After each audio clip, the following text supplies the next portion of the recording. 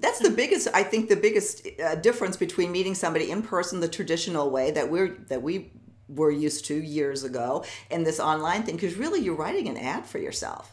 Yeah. And so you have to have a great profile too. Did you push record?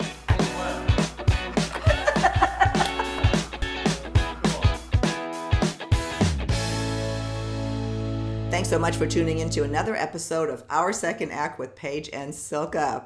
I am so happy that Lisa Copeland is with us again for another segment on teaching us how to find love again after 50. Lisa, thank you for staying over for another segment. My pleasure. It's fun, Silka. Lisa, of course, is the dating coach for women after 50. On our previous segments, we discussed preparing yourself to get back out there and have fun dating. What we want to break into on this segment is, okay, we're prepared. Our expectations about the men we are looking for are clear. How do we put ourselves out there? And of course, the easiest way is online. Online dating is a great way to meet men. You can do it 24/7. The real key is as we talked about in our last segment, and I dive deep with this with private clients, is having clarity of who you want. So when you go online and you see all the men on there, and you have clarity about men, and we talked about values, start reading, values being really important. Start reading what they write and see if any of their values or similar interests show up. And don't get too involved in the picture. Men will not ask for help for someone to take their picture most of the time. And unfortunately, there are also men that take selfies with the toilet behind them, which is that's just horrible. Or men without their shirts on. I know. That's horrible. Let me back up 1 second and ask you, for over 50, there are specific sites that work better than others. I mean, what direction would you point us to in terms of which sites are best? Well, the first thing you really want to do is get your profile together before you even look at sites. But then you want to browse sites.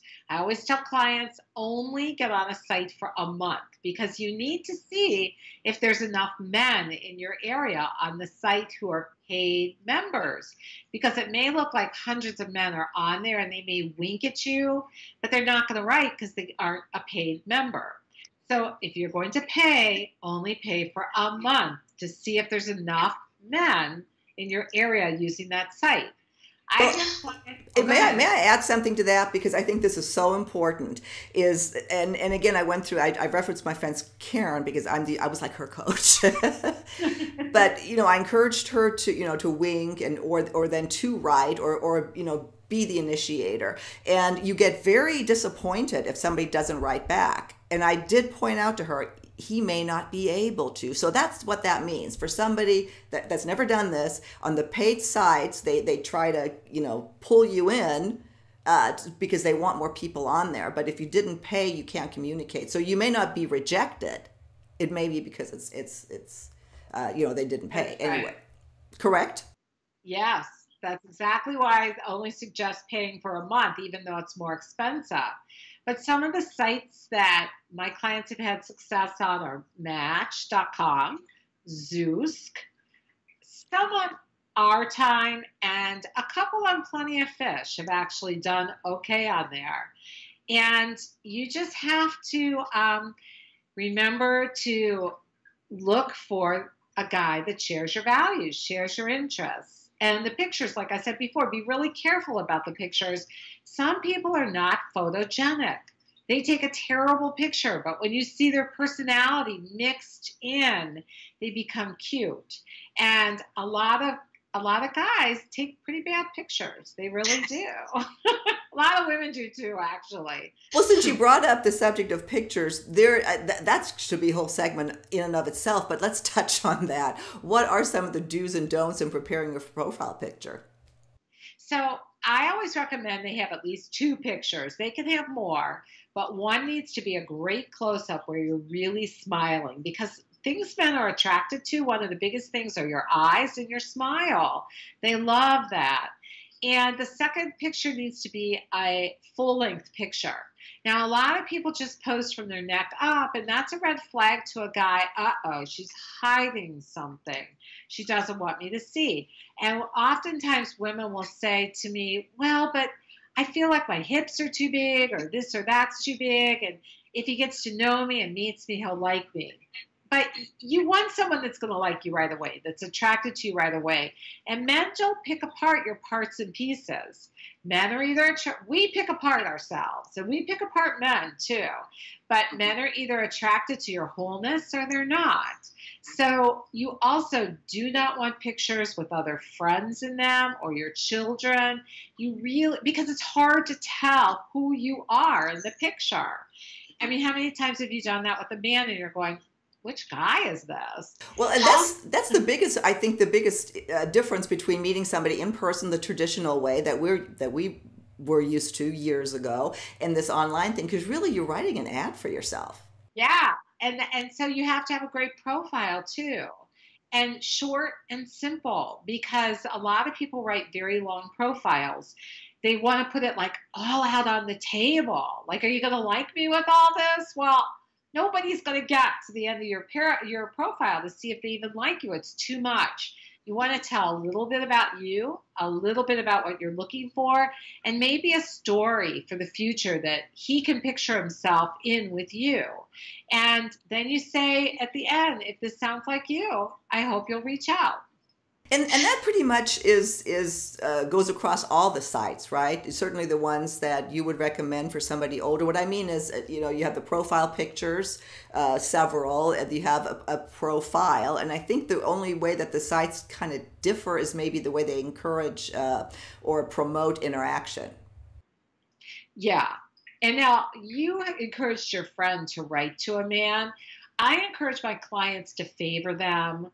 Or you can wink also, but favor them. Let them know you're interested, because I am not a big proponent of writing to a man for the reason you mentioned. You feel rejected. You actually can have some compassion for what men go through all the time. And so I always say, be nice. If someone writes you and you're not interested, just say, thank you, I feel we're not a match. Most men will say, thank you for letting me know. Some will try and say, oh, how do you know? But just ignore them. You've been nice. You've done your due diligence. And that's really important. But the reason I don't suggest contacting them first, men usually do like being the pursuer. And they will write you back. If you write, they'll write you back. But it kind of fizzles because he wasn't the one that was pursuing you and wants to be your hero and make sure things go right. Well, interesting. Well, and I'm not the expert, so thank you for pointing that out, because that's really valuable information. So maybe I put Karen in a situation where she was rejected. Well, it's okay. I mean, everybody tries it, and you should try it. I have a guy friend. He's a little more laid back, almost a beta kind of male, but not totally.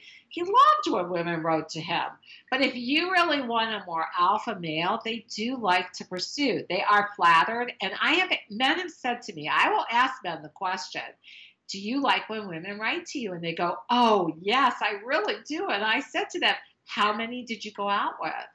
And they really hemmed and hawed. And they said, I don't think any of them, because they weren't pursuing. So your friend Karen, was her guy, did he pursue her or did she pursue him?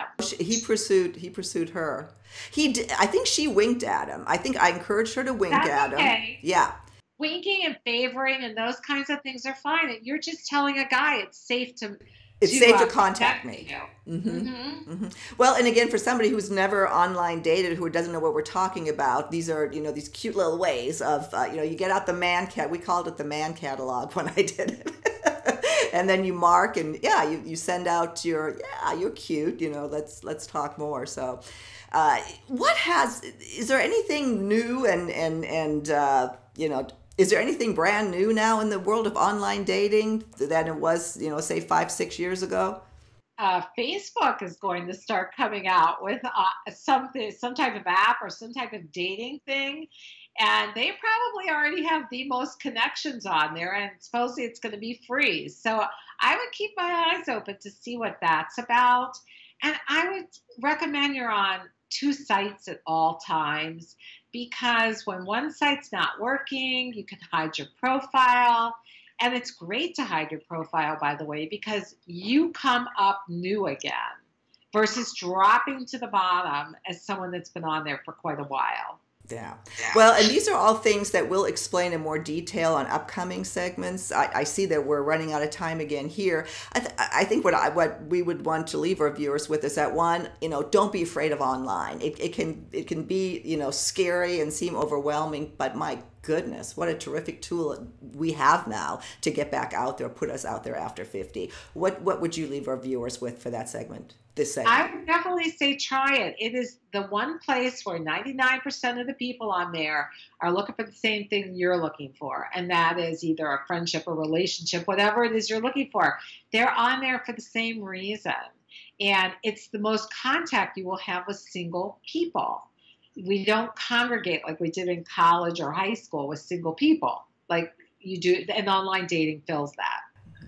Well, if you are apprehensive about it, again, we'll have more information on exactly how to do it. If you want to contact Lisa directly, I'm sure she'd be happy to help coach you through this process, and we'll link to all of her information. And we'll see you on our next episode of Our Second Act with Paige and Silka.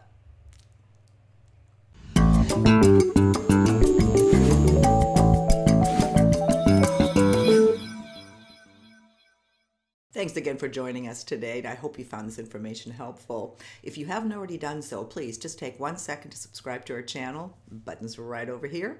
And for more videos on finding love again after 50, please visit our website, secondact.tv. See you soon.